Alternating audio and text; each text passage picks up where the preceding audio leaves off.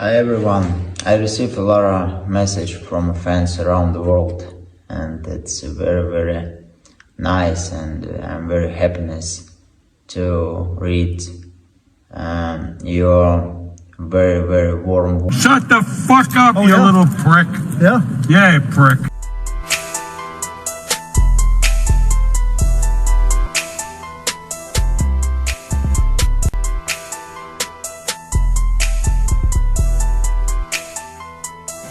Everybody, the wait is over. It's game time. Spence, Terrence Crawford, July 29th, Las Vegas, Nevada. Everybody come out, show support, and watch me fry this bitch. Oh, well, everybody know who I want next. I want Terrence Crawford next. You're gonna make that happen?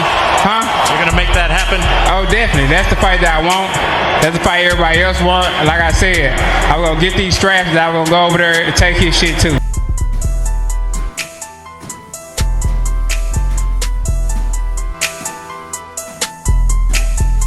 So when I first heard it, I was reluctant to accept it. I thought that the news might be bogus because we've been here so many times before. The false information, misrepresentation of the facts, etc, etc. But once and for all, we have an official announcement. Many people, quite frankly, they accepted at the initial statement. The initial statement made has been gospel because they trusted the sources that were delivering the information, Mike Coppinger, and the people who followed Mike Coppinger, as being reliable. Now in the past, of course, there's been occasions where you could doubt what has been put out there, particularly from Mike Coppinger and so on. But on this occasion, it seems to me that this is one of those occasions where Mike Coppinger has got it right and called it right. So congratulations to Mike Coppinger, and congratulations to the Spence fans and the Terrence Crawford fans, starting with the former rather than the latter, the Spence fans. And I'm not going to congratulate the two fighters because they took the time to get here, but the fans who wanted to see this fight. And I've got to be honest, this is probably on a rare occasion nowadays in boxing where I actually am rather intrigued and interested. I would actually go as far as to say I'm excited to see what's happening. What did give me cause for pause to begin with is how quickly we've got here, because we are, this was announced on the 24th if I'm not mistaken. I'm making this video 2 days later, today's 26th. So I felt like if the fight's going to take place on July the 29th, isn't that a bit quick? And then there was so much information coming that it seemed too sweet for me, it seemed too good to be true. For example, there has to be a rematch before the end of the year. If each fighter wins one fight each, then there had to be a third match, which would be a rubber match. The possibility, of course, of a rubber match.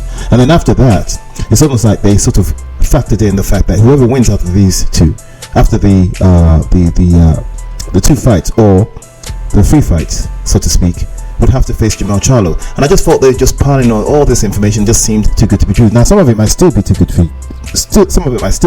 be true.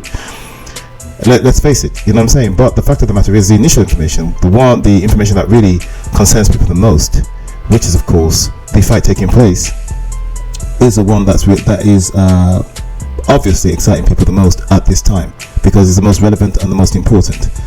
Nonetheless, like I said, congratulations to the Spence fans. Why do I say that? Because you see, the Spence fan really has this opportunity now to actually stand by what they're talking about, which is that Spence is in fact the truth and is a better fighter than Terrence Crawford.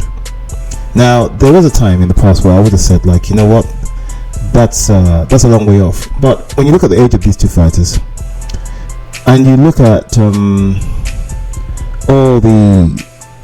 I feel that personally I'm exhausted by the narrative itself. So I don't really want to go out there and say like, hey, guess what, Terrence Crawford would dominate a fighter like this. Maybe there's some things I'm saying. I mean, to be honest with you, the fight that just took place, I really thought that Devin Haney was going to do better than what I saw.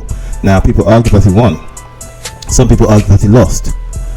To be honest, I kind of like, I could be persuaded that he lost, but I have to admit that I have a bias. I wanted him to win, so I don't really care.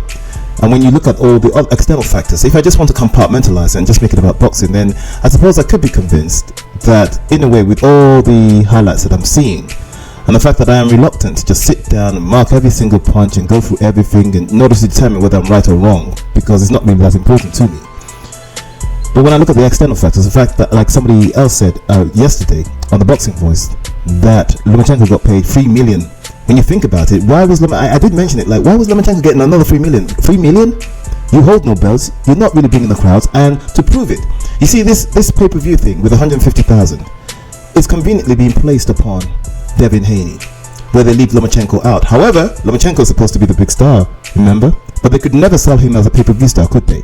But that's by the by. Going back to Errol Spence and Terence Crawford, I say congratulations to the Terence Crawford fan, as I say congratulations to the Errol Spence fan. And I haven't finished with the Errol Spence fan. The Errol Spence fan really has the opportunity now to make those videos, to talk his shit, to make it seem as if like Errol Spence is really going to show the world what he's really about after what he did to Dennis Ugas and what he did to Kell Brook and what he did to I don't know who else, you know what I'm saying, what he supposedly did to Sean Porter, what he did to Mikey Garcia. I think his most elaborate wins have been Mikey Garcia, Dennis Ugas, who went out like a real bitch. Come on, I mean that's just way too much for me. And who else? Mikey Garcia. He didn't really knock down Mikey Garcia or anything like that. So obviously, despite the fact that he was rather dominant, if you like, in that fight, and the Errol Spence fan wants to make excuses saying that Errol Spence runs the shows that he could box or some shit like that. He also worked against him in the sense that he sort of highlighted the fact that he really isn't necessarily that good of a boxer. If he has to box, he has a particular style, which is to bring attrition and aggression, very similar to what I saw with Gennady Golovkin, and I don't favor that style. If I don't favor Gennady Golovkin, I'm not going to favor Errol Spence. So that was my argument. I favor the boxer, as I always do, regardless of the outcome. So for me, I will say, yeah, maybe the Errol Spence fan is going to be right, and Errol Spence is going to bring that attrition that is going to wear down Terence Crawford. But I happen to think that's not going to be the case. I don't think that's going to be the case. I think that regardless of what you think of Terence Crawford has respectable power. I think Terence Crawford knows what to do in order to avoid getting caught. And ultimately, I think it really comes down to what I perceive to be the superior boxing skills. And now that doesn't always work out the way I presume it to work, because I'm no expert. Sometimes I do get it right, of course. But I've got to be honest. When it comes to Terence Crawford is good, but I've always felt like deep down within myself that do I exaggerate how good he is, or is he really that good? Is he really worthy of being a pound for pound fighter, being the top number one pound for pound fighter, or do I, out of some sort of bias that I have, some bias, how do you call it, some not prejudice, but some preference, dare I say, some confirmational bias that I have towards Terence Crawford? Is that why I see him as being a superior fighter towards in regards to everybody else? I suppose the Errol Spence fighter, the Errol Spence fan, is sort of like the when you have two versions of a thing, and one believes is more underground and more rugged and more street. That's what you got with the Errol Spence fan. The Errol Spence fan probably perceives himself to be more street and more rugged, and more keeping it real, with the whole PBC thing. It's bigger than Errol Spence and Terence Crawford. And the Terence Crawford fan, now we're going to get to that, I'd like to say I'm a fan of Terence Crawford, but I'm not really, to be honest with you. I just have a preference, and I like the boxer. I prefer the boxer as opposed to the brawler. And I happen to believe that Errol Spence is more of a brawler, not necessarily your brawler boxer, or how do you call it, the boxer puncher. I don't think he's that. I think he's more of a brawler. I think he's more of a brawler who brings attrition, and it's worked for him in the past. I think that he was able to conveniently work his way into that weight class. Now here's another thing: the weight class issue is probably going to be more of a problem for Errol Spence than it is for Terence Crawford, because yes, Terence Crawford is moving there, but Terence Crawford, let's be honest, one of the criticisms they had of Terence Crawford back in the day is that he comes in rather heavy. Like when he was fighting at 144 against Victor Postol, he were actually running at 152 or 56 or some shit like that. So he goes in rather heavy. It is what it is. But I think the same thing would apply to Errol Spence. Errol Spence always makes weight though. However, there has been some suspicion. You know what I mean? I'm not suggesting that it is valid or not. You know what I'm saying? But there has been some suspicion about Errol Spence. It could be his genetics, because when he's in fight mode, he looks ripped, completely and utterly and totally ripped. But there's always been this suspicion that Errol Spence might be juicing somehow. You know what I'm saying? I mean, I'm not confirming or not suggesting that that's the case. Or actually, I have had him under suspicion for a minute, to be honest with you. But the same thing could apply to Terence Crawford when you think about it. He comes in super ripped, so who knows? But what I'm trying to say is, like, in as much as the weight is concerned, I think the weight will probably affect Spence more than it affects Terence Crawford. I think that Spence also has this rather dodgy lifestyle that he lives that probably could work against him. However, things being as they are, I suppose whoever wins, and I'd say congratulations to both fighters alongside their fans. As I said, the fans of Terence Crawford also have the opportunity, if he does have fans, because sometimes I do suspect that maybe he doesn't really have as many fans as we want to believe he has. I think that a lot of this is what gets me. This will probably reveal the truth. Does he have fans? Because nobody was buying his pay-per-views, or does he have people who just didn't like Errol Spence because of his association with PBC and they wanted to see the PBC empire fall? And let me just put it all out there.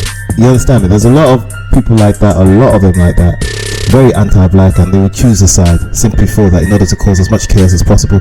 It's been going on forever, which is called divide and conquer. But you know, there might be some fans out there who really like him. But let's keep it real. A lot of them are just in it because they just want to see as much discord and chaos amongst black people as possible. And black people help that along too, because they don't really need the help. They're going to cause as much discord and confusion and commotion anyway. But here we are. Let's hope for the best.